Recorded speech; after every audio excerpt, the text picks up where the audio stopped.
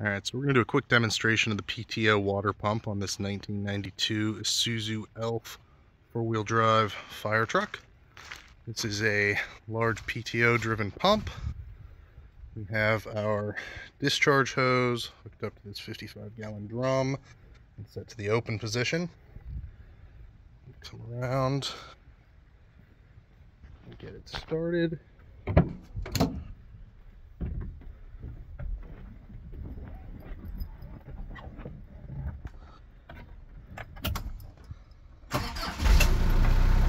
Goes.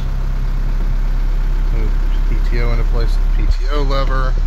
Transmission in neutral. Clutch out.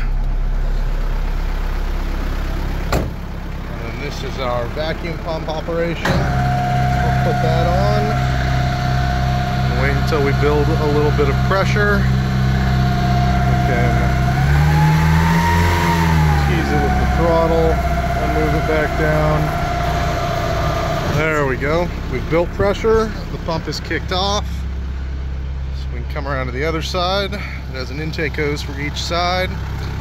These are our two discharge pipes. And we just swing the lever and out she goes.